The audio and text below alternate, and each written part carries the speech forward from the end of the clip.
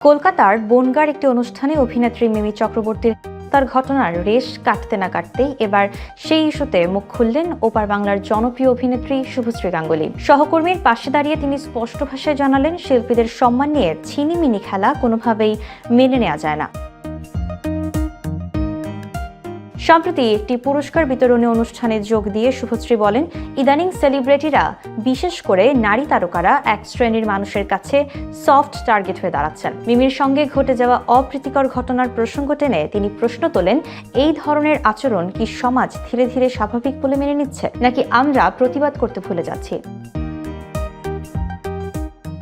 তার কথায় যা ঘটছে তা কোনোভাবেই কাম্য নয়। আমাদের সকলের উচিত একসঙ্গে প্রতিবাদ করা।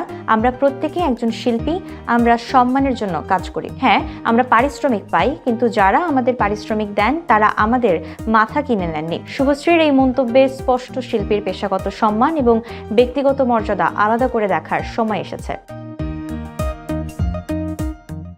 শুধু সহকর্মীদের উদ্দেশ্যেই নয়, সোশ্যাল মিডিয়ায় যারা আপত্তিকর মন্তব্য করেন তাদের প্রতিও কড়া বার্তা দেন রাজঘরণী। তিনি বলেন, এই সমাজটা আপনাদেরও। সমাজকে সুস্থ রাখার দায়িত্ব শুধু আমাদের একার নয়, আপনাদেরও দায়বদ্ধতা আছে। তাই কিছু বলার বা লেখার আগে একটু ভেবে নিন।